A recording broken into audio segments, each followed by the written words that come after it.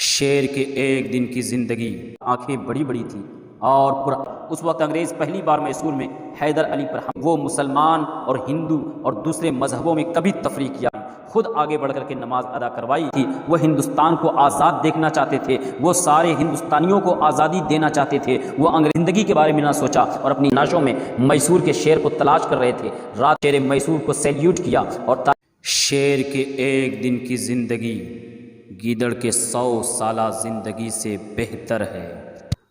ہندوستان کی تاریخ میں 20 نومبر 1750 عیسوی کو بنگلور کے ایک نواحی قصبہ دیون ہلی میں ایک بچہ پیدا ہوا۔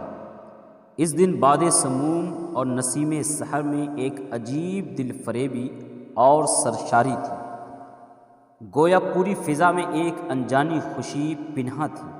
ہر دل و دماغ میں ایک سرور تھا، اور ایسا ہونے میں ضرور ایک قدرتی عمل تھا، اس لیے کہ یہ بچہ تاریخ کا ایک اچھوتے کردار اور بہادری کا پیکر تھا۔ یہ بچہ اس باپ کا تھا جسے انگریز بھی اس کی بہادری کے سامنے سر تسلیم خم کرتے تھے اور اسے اپنے عہد کا سب سے بڑا سپہ سالار شمار کرتے تھے۔ آج بھی ہندوستان پاکستان میں کوئی سپہ سالار اس کے پلے کا نظر نہیں آتا، اور وہ سپہ سالار تھا حیدر علی، اور وہ بچہ تھا ٹیپو سلطان۔ باپ کی خواہش تھی کہ میرا بیٹا بھی میری طرح نیڈر، بہادر، دلیر اور دشمن کی نظروں میں نظریں ڈال کر دہشت پیدا کر دینے والا ہو، اور ہوا بھی یہی کہ ٹیپو سلطان بھی بچپن ہی سے شہ سواری، بندوق بازی، تیغ زنی میں دلچسپی لینے لگے تھے، اور اس کا شوق اسی سے لبریز تھا۔ بہادر اور نیڈر بنا کر تاریخ کے صفحات میں ناقابل فراموش بنا دیا۔ آج بھی انگریز جب اس کی تاریخ پر نظر ڈالتے ہیں اور اس کی بہادری جب ان کے سامنے آتی ہے تو اس کے نام کو پڑھ کر انگشتے بدندان رہ جاتے ہیں۔ ٹیپو سلطان ایک ہوش مند، دلیر نوجوان تھا۔ اپنے باپ کی زندگی میں ہی مختلف معرکوں میں حصہ لینا شروع کر دیا تھا، مختلف جنگوں میں جانا شروع کر دیا تھا۔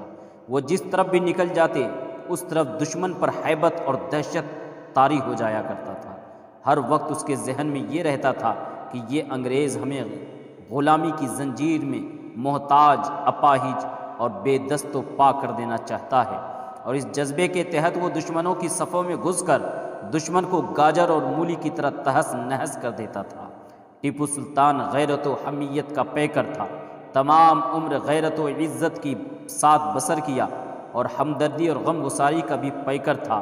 انسانی ہمدردی اس میں کوٹ کوٹ کر بھری تھی، جس کا ثبوت یہ ہے کہ وہ بلا امتیاز مذہب سے کام نہیں لیتا تھا، کسی مذہب میں امتیاز نہیں کرتا تھا، یہاں تک کہ اس نے ہندوؤں کے لیے مندروں کے پجاریوں کی بھی مدد کی، سرکاری خرچ سے یتیم خانے بنوائے، یتیموں کی تعلیم و تربیت کا بندوبست کیا، نیز اپنی سلطنت کی حدود سے غلامی کو قلع قمع کر دیا، یعنی ہمیشہ کے لیے غلامی کو ختم کر دیا۔ ٹیپو سلطان ہمدرد، رحم دل بھی بہت تھا۔ اس کی ہمدردی اور رحم دلی کا اندازہ اس واقعہ سے لگایا جا سکتا ہے کہ ایک مرتبہ ایک جگہ رات کا وقت تھا اور وہ اپنے خیمے میں سو رہا تھا۔ اس کو کراہنے کی آواز آئی تو اس نے خیمے سے نکل کر دیکھا، معلوم ہوا کہ قیدی پیاس سے تڑپ رہے ہیں۔ سلطان نے انہیں خود پانی پلوایا اور اس وقت نہیں سویا جب تک قیدی نہ سو گئے۔ ٹیپو سلطان شجاعت و بہادری کا مجسمہ تھا۔ اس کی شجاعت و بہادری کی اس سے زیادہ روشن مثال اور کوئی نہیں مل سکتی کہ وہ دست بدست جنگوں میں خود شریک ہوتا تھا۔ شیر کا شکار اس کی تفریح تھی، دشمن کو للکارنا اس کا شیوا تھا۔ وہ یک و تنہا انگریزوں، ہندوؤں، مراٹھوں، راجاؤں کی فوجوں سے مقابلہ کرتا رہا اور آخری وقت تک داد شجاعت دیتا ہوا شہید ہو گیا۔ دنیا میں تاریخ کے صفحات پر رہنا آخری جملہ بطور یادگار چھوڑ گیا، جو کہ رہتی دنیا تک قائم رہے گا۔ کہتے تھے کہ گیدڑ کے 100 سالہ زندگی سے شیر کے ایک دن کی زندگی بہتر ہے۔ ٹیپو سلطان جو ہندوستان کی سلطنت میسور کا آخری فرمانروا اور نواب حیدر علی کا بیٹا تھا، 1750 میں جس کی پیدائش ہوئی، ناک خمدار تھے، آنکھیں بڑی بڑی تھیں اور پرآب تھیں، چہرے کے خد و خال نہایت ہی باروب اور باوقار تھے، ہاتھ پاؤں چھوٹے چھوٹے اور گردن پر بل پڑتے تھے۔ قد 5 فٹ 8 انچ تھا۔ سلطان داڑھی منڈوایا کرتا تھا۔ اس بات کا ثبوت تاریخ کے کسی مستند کتاب میں تو نہیں ملتا ہے، اس کے اندر بہت زیادہ اختلاف پایا جاتا ہے۔ ان کا پورا نام فتح علی تھا۔ کچھ لوگ کہتے ہیں کہ ابو فتح اس کی کنیت بھی تھی۔ بچپن میں ہی ٹیپو سلطان جری، محنت کش اور صاحب لیاقت تھا۔ اسلامی امور کے علاوہ عربی، فارسی، انگریزی، فرانسیسی، اردو اور دیگر زبانوں پر عبور حاصل کرتے تھے۔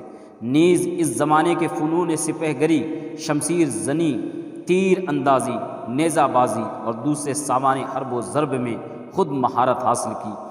تیراکی وغیرہ کا بھی خوب مشاق تھے، اور سن بلوغت تک پہنچتے پہنچتے ٹیپو سلطان حرب و ضرب کے آداب، رزمگاہ کے طور طریقوں سے پوری طرح آگاہ ہو چکے تھے۔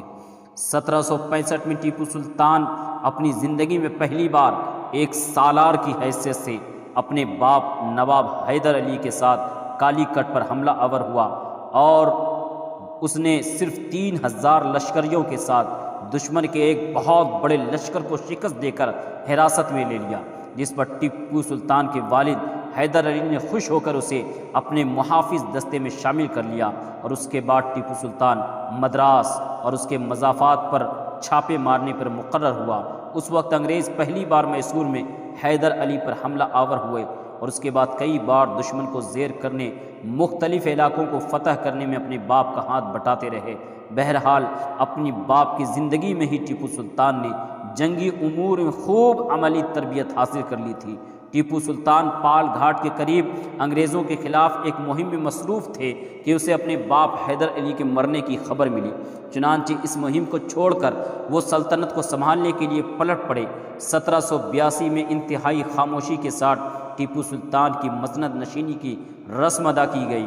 تخت نشینی کے وقت ٹیپو سلطان کی سلطنت شمال کی طرف دریائے کرشنا اور جنوب کی طرف ریاست ترچناپلی اور مشرق میں مشرقی گھاٹ، مغرب میں ساحل سمندر تک پھیلی ہوئی تھی۔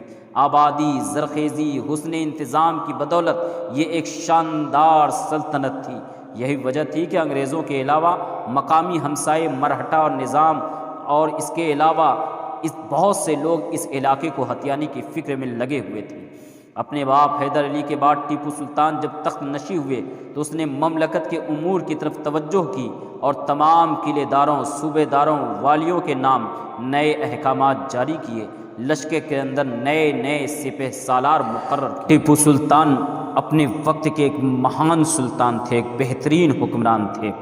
آج 231 سال گزرنے کے بعد بھی لوگ ان کو ہندو مسلمان کے خانے میں رکھتے ہیں۔ میں یہ بات مانتا ہوں کہ ٹیپو سلطان رحمۃ اللہ تعالی علیہ ایک سچے اور ایک بہترین مسلمان تھے، لیکن اس کا یہ مطلب ہرگز نہیں ہے دوستو کہ وہ مسلمان اور ہندو اور دوسرے مذہبوں میں کبھی تفریق کیا کرتے تھے۔ ان کی تاریخ اگر پلٹ کر کے دیکھتے ہیں تو معلوم ہوتا ہے کہ جس قلعے میں انہوں نے اپنا محل بنایا تھا اس کے داہنی جانب مندر تھا اور اس کے بائیں جانب مسجد تھی۔ اگر ان کو اختلاف ہوتا دوسرے مذہبوں سے تو ہرگز اپنے قلعے میں مندر بنانے کی اجازت نہیں دیتے تھے۔ تاریخ گواہی دیتی ہے کہ جب ٹیپو سلطان محرم کے لیے کوئی بجٹ مختص کرتے تھے تو اسی وقت دسہرہ کے لیے بھی بجٹ مختص کیا کرتے تھے۔ ان کے دربار میں ہندو مسلمان سارے وزیر تھے، بلکہ ان کے وزیر اعظم خود ایک ہندو ہوا کرتے تھے۔ ان کے لشکر میں بے شمار ہندو فوجیوں کا جمگٹھا لگا ہوا تھا۔ ان کے جانثاروں میں بہت سارے ہندو تھے۔ ان کی شہادت کے بعد ہندو عورتوں نے رو رو کر اپنے بچے ان کی لاشوں کے سامنے رکھ دیا کرتے تھے۔ اگر یہ حال تھا، تاریخ اس بات کو کہتی ہے، تو آج کل کچھ لوگ کیسے نہ جانے اس بے باک نیڈر اور پہلے جنگ مجاہد آزادی کو کیسے ہندو مسلمان کے خانے میں بانٹتے ہیں۔ ہاں یہ بات صحیح ہے، وہ ایک سچے مسلمان تھے، متقی، پرہیزگار اور ایک بہترین مسلمان تھے جو راتوں کو جاگتے تھے، نوافل پڑھا کرتے تھے، تہجد پڑھا کرتے تھے، نماز 5 وقتہ ادا کیا کرتے تھے، روزہ رکھا کرتے تھے، ایک پاکیزہ زندگی گزارا کرتے تھے، ایک تقوی والی زندگی گزارا کرتے تھے۔ دوستو اس کے ثبوت کے لیے میں آپ کو سامنے ایک واقعہ پیش کرنا چاہتا ہوں۔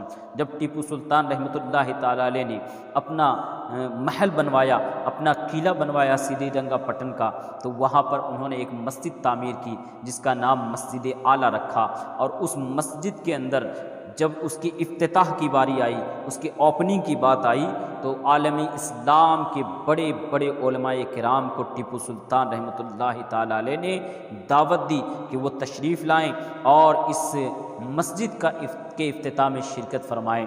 عالم اسلام کے بڑے بڑے جید علماء کرام تشریف لائے اور مسجد کے افتتاح میں شامل ہوئے۔ حضرت ٹیپو سلطان رحمۃ اللہ تعالی علیہ نے علماء کرام کے تمام لوگوں سے خطاب کرتے ہوئے کہا کہ کوئی ایک ایسے عالم صاحب سامنے آ جائیں اور پہلی نماز پڑھائیں جن کی پوری زندگی میں کوئی نماز قضا نہ ہوئی ہو۔ میرے دوستو، کوئی ایسا شخص نہیں تھا جن کی زندگی میں ایک بھی نماز قضا نہ ہوئی تھی۔ تو آخر میں حضرت ٹیپو سلطان شہید رحمۃ اللہ تعالی علیہ نے خود آگے بڑھ کر کے نماز ادا کروائی، اور تمام علماء کرام نے ان کے پیچھے نماز بھی ادا کری۔ اس سے پتہ چلتا ہے کہ ٹیپو سلطان کی زندگی میں کوئی نماز قضا نہیں ہوئی تھی، اور نہ ان کے چہرے پہ جو داڑھی ہے سنت رسول ہے وہ منڈائے ہوئے تھے۔ اگر وہ داڑھی منڈے ہوتے تو ہرگز کوئی بھی عالم دین ان کے پیچھے نماز پڑھنے والے نہیں تھے۔ یہ اس بات کا ثبوت ہے کہ ان کے چہرے پہ داڑھی تھی۔ بعد میں انگریزوں نے یا تو ان کے وفات کے بعد چہرے پر سے صاف کر دیا تھا دشمنی میں، یا پھر جان بوجھ کر کے ان کی ایسی تصویر کو شائع کیا گیا، مشہور کیا گیا، جس سے کہ ان کی ایک الگ تصویر، ایک غلط تصویر لوگوں کے سامنے بن کر کے آتی ہے۔ دوستو، بہرکیف جیسا بھی ہو، چہرہ اور جسم و جسمانیت کچھ بھی رہی ہو، ڈریس لباس کچھ بھی رہی ہو، لیکن ہمارا یہ ماننا ہے کہ ٹیپو سلطان ایک بہترین مسلمان تھے، متقی اور پرہیزگار مسلمان تھے، اور ان کی زندگی مجاہدانہ تھی۔ وہ ہندوستان کو آزاد دیکھنا چاہتے تھے، وہ سارے ہندوستانیوں کو آزادی دینا چاہتے تھے، وہ انگریزوں کو اس ملک سے دور رکھنا چاہتے تھے، وہ انگریزوں کو اپنا دشمن سمجھتے تھے، اور آزادی کے دم پر وہ اپنی زندگی کا داؤں لگا دیتے ہیں۔ اسی آزادی کے لیے انہوں نے اپنے بچوں تک کو فراموش کر دیا اور گروی رکھنے پر مجبور ہو گئے، تو انہوں نے اپنے بچوں کو گروی تک رکھ دیا۔ ایسی ٹیپو سلطان نے ہندوستان کی آزادی کے لیے اگر یہ چاہتے تو صلح کر لیتے، اگر یہ چاہتے تو دب جاتے، اگر یہ چاہتے تو انگریزوں کے سامنے جھک جاتے، ان کی سلطنت بچ جاتی، حکومت بچ جاتی، لیکن سارے بچوں کو قربان کر دیا، مستقبل کے بارے میں نہ سوچا، آنے والی زندگی کے بارے میں نہ سوچا، اور اپنی جان نچھاور کر دیا۔ یہی وجہ ہے کہ آج 231 سال گزرنے کے بعد بھی ٹیپو سلطان نوجوانوں کے دلوں میں اسی طرح زندہ ہے جیسے کہ پہلے زندہ تھے۔ سچ کہا ہے اللہ نے کہ شہیدوں کو مردہ نہ کہو بلکہ وہ زندہ ہیں۔ قد بھلے ہی چھوٹا تھا حوصلے لیکن بڑے تھے، موت کے ڈر کو پرے رکھ دلیری سے وہ لڑے تھے۔ قد بھلے ہی چھوٹا تھا حوصلے لیکن بڑے تھے، موت کے ڈر کو پرے رکھ دلیری سے وہ لڑے تھے۔ قول تھا کہ گیدڑ کی زندگی سے موت بھلی، مد نظر آرام تھا پر وہ آزادی پر لڑے تھے۔ یوں تو شجاعت و بہادری کے کئی قصے ان سے منسوب ہیں، مگر ہم آپ کے سامنے آپ کے ذوق کے لیے ایک واقعہ پیش کرنا چاہتے ہیں۔ سینئر کالم نگار GN بھٹ اپنے ایک کالم میں لکھتے ہیں کہ ڈیوک آف ولنگٹن کے ایک سپاہ ایک خونریز مارکا میں سری رنگا پٹن کی فتح کر چکے تھے، مگر ڈیوک آف ولنگٹن کو ابھی تک اپنی فتح کا یقین نہیں آ رہا تھا۔ وہ عالم تصور میں میسور کے شیر کو ایک خوفناک دھاڑ کے ساتھ اپنے پر حملہ آور ہوتا دیکھ کر چونک جاتا تھا۔ اس کی سپاہی سری رنگا پٹن کے میدان میں جمع ہونے والے محب وطن شہیدوں کی نعشوں میں میسور کے شیر کو تلاش کر رہے تھے۔ رات کی سیاہی اور گہری ہوتی جا رہی تھی، لگتا تھا آسمان بھی ٹیپو سلطان کی شکست پر اس کے اپنے بے ضمیر درباریوں اور لالچی وزیروں کی وجہ سے اپنا چہرہ شب کی تاریکی میں چھپا لیا تھا۔ اتنے میں چند سپاہی ویلنگٹن کے خیمے میں آئے، ان کے چہرے خوشی سے دمک رہے تھے۔ انہوں نے ٹیپو سلطان کی شہادت اور اس کی نعش مبارک برآمد ہونے کی اطلاع دی۔ یہ نعش ٹیپو سلطان کے وفاداروں کے ڈھیر کے نیچے دبی ہوئی ملی۔ جنرل ویلنگٹن خوشی سے حواس باختہ ہو کر سلطان کی لاش کے پاس پہنچا۔ وہ لاش وفاداروں کے جھمگٹ میں ایسی پڑی تھی جیسے بجھی ہوئی شمع اپنے گرد جل کر مرنے والے پروانوں کے ہجوم میں ہو۔ جنرل سلطان کے ہاتھ میں دبی اس کی تلوار سے اسے پہچان کر اس کی شناخت کی۔ یہ تلوار آخری وقت تک ٹیپو سلطان کے فولادی پنجے سے چھڑائی نہ جا سکی تھی۔ اس موقع پہ جنرل نے ایک بہادر سپاہی کی طرح شیر میسور کو سیلیوٹ کیا اور تاریخی جملہ کہا کہ آج سے ہندوستان ہمارا ہے، اب کوئی طاقت ہماری راہ نہیں روک سکتی، اور اس کی لاش اندر محل کے زنان خانے میں بھجوائی تاکہ اہل خانہ اس کا آخری دیدار کر سکیں۔ اس کے ساتھ ہی آسمان سیاہ بادلوں سے ڈھک گیا۔ جب سلطان کی قبر کھودے جانے لگی تو آسمان کا سینہ بھی شق ہو گیا، چاروں طرف غیظ و غضب کے آثار نمودار ہوئے۔ بجلی کے کوندے لپک لپک کر آسمان کے غضب کا اظہار کر رہے تھے۔ اس وقت غلام علی لنگڑا، میر صادق، دیوان پورنیا جیسے غداران وطن خوف و دہشت میں منہ چھپائے سلطان کی موت کی خوشی میں انگریز افسروں کے ساتھ فتح کے جام لنڈھا رہے تھے، اور ان کے چہروں پہ غداری کی سیاہی پٹکار بن کر برس رہی تھی۔ جو ہی قبر مکمل ہوئی، لحد بن گئی تو آسمان پھٹ پڑا اور سلطان میسور کی شہادت کے غم میں برسات کی شکل میں آنسوؤں کا سمندر بہہ پڑا۔ قبر پر شامیانہ تانا گیا۔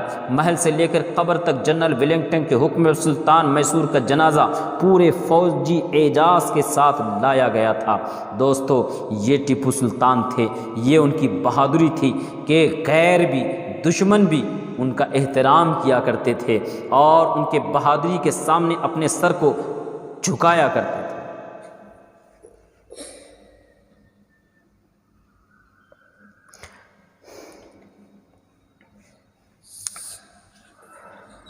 ان کی زندگی کا بہت زیادہ حصہ جنگ و جدل میں گزرا۔ صنعت و تجارت، سڑکوں کی تعمیر، اصلاحات کے انتظامات کے حوالے سے بھی ان کی خدمات گراں قدر ہے، تاریخ کے لوازمات میں شامل ہے۔ وہ ایک مجاہد، دانشور، عالم، شاعر بھی تھے۔ وہ ایک صاحب ضمیر مسلمان حکمران تھے جنہوں نے جنگی قیدیوں سمیت تمام مذاہب کے لوگوں سے رواداری، اچھے برتاؤ کی روایت قائم کی۔ بعض مورخین کا خیال ظاہر کیا کہ وہ اسلامی شہنشاہیت قائم کرنا چاہتے تھے۔ بعض متعصب غیر مذہب دانشوروں نے ان کے بارے میں معاندانہ اظہار خیال کیا ہے، جبکہ حقیقت یہ ہے کہ وہ انسانیت کا احترام کرنے کے ساتھ ساتھ جانوروں کے ساتھ بھی شفقت و محبت کا اظہار کیا کرتے تھے۔ ان کی شخصیت میں خیر کے پہلو نمایاں تھے۔ آج شہید ٹیپو سلطان کو دنیا سے رخصت ہوئے 231 سال گزر چکے ہیں۔ ان کے دور سے پہلے اور بعد میں طاغوتی طاقتوں کا مسلمان قوم کے خلاف جو کردار رہا ہے وہ ازہر من الشمس ہے۔ سلطان ٹیپو کو طارق بن زیاد، محمد بن قاسم اور محمود غزنوی کے صف میں شامل کیا جاتا ہے۔ آج ہم ان عظیم ہستیوں کو بھولتے جا رہے ہیں، شاید اسی لیے ہم نت نئے بحرانوں کے زد میں آتے چلے جا رہے ہیں۔ یاد رکھو دوستو، جو قوم اپنے محسنوں کو بھول جایا کرتی ہے، جو قوم اپنے بزرگوں کو فراموش کر دیا کرتی ہے، پھر اس کو زوال سے کوئی روک نہیں سکتا۔ ان کے عروج کی کوئی راہ نہیں نکلتی ہے، کوئی راستہ نہیں نکلتا ہے، کیونکہ ہمیں اگر زوال سے بچنا ہے اور عروج کی منزلیں طے کرنا ہے تو انہی نیڈر، بے باک، ہمت و جرات مندی کے بے پایاں سپہ سالاروں کے نقش قدم پر چل کے ہمیں عروج حاصل کرنا ہے۔ ہمیں زوال سے بچنا ہے تو انہی کے نقش قدم کو دیکھنا ہوگا کہ کیسے انہوں نے اپنی زندگی گزاری، اپنی زندگی کو عروج پہ لے گئے، زوال سے اپنے آپ کو بچایا۔ ان کی زندگی سے ہی ہمیں زندگی کے تمام تر لوازمات سیکھنے کو مل سکتے ہیں۔ آئیے زندگی کے اس حصے میں جہاں پہ ان کو گزرے ہوئے 231 سال گزر چکے ہیں، ان کو یاد کریں، ان کے لیے فاتحہ خوانی کا اہتمام کریں، ان کی سیرت و کردار اپنے بچوں کے ذہن نشی کریں تاکہ آنے والی نسلوں کو اس مرد مجاہد کے بارے میں علم ہو سکے اور جان سکیں کہ یہ مرد مجاہد کون تھے۔ دوستو، جس بھی عظیم شخصیتوں کے ورث کا ٹائم ہوتا ہے، ان کو یاد کرنے کا وقت ہوتا ہے، میں ان کی حالات زندگی پر ایک ویڈیو بنا کر اپنے چینل پہ اپلوڈ ضرور کرتا ہوں، اور اس کے علاوہ میں بہت سارے اسلامی مسائل اور نمازوں کے طریقے اور پریکٹیکل عبادتوں کے طریقے میں اپنے چینل پہ اپلوڈ کرتا رہتا ہوں۔ تو میری آپ سے گزارش ہے کہ ہمارے اس چینل کو سبسکرائب کریں اور بیل آئیکن دبا لیں تاکہ جو بھی ویڈیو ڈالیں پہلے آپ تک پہنچے۔ ہمارے اس چینل کو آپ سپورٹ کیجئے، پیار محبت دیجئے، انشاءاللہ اس پہ بھرپور انداز میں پوری محنت و لگن کے ساتھ اور بھی بے پایاں محبتیں ملنے کے بعد انشاءاللہ اس پہ مزید کام کرنے کا ارادہ ہے، تاکہ اپنے پلیٹ فارم کو مضبوط کر کے ہم اپنے بزرگوں کو تادم حیات اسی طرح یاد کرتے رہیں۔ دوستو اس ویڈیو کو شیئر کر دیجئے تاکہ جن لوگوں کو پتہ نہیں کہ ٹیپو سلطان کون ہیں ان کو یہ پتہ ہو سکے کہ ٹیپو سلطان کی حالات زندگی کیا ہے۔ میں نے اس پہ کئی ویڈیو بنائے ہیں دوستو، آپ ان کو بھی جا کر کے دیکھ سکتے ہیں۔ حضرت ٹیپو سلطان شہید رحمۃ اللہ تعالیٰ علیہ کے حالات زندگی کو آپ جانیے اور ان کو اپنے بچوں کو سنائیے تاکہ آنے والی نسلیں ان بزرگوں کو یاد رکھ سکیں۔ دعاؤں میں یاد رکھیے دوستو۔ السلام علیکم ورحمۃ اللہ وبرکاتہ۔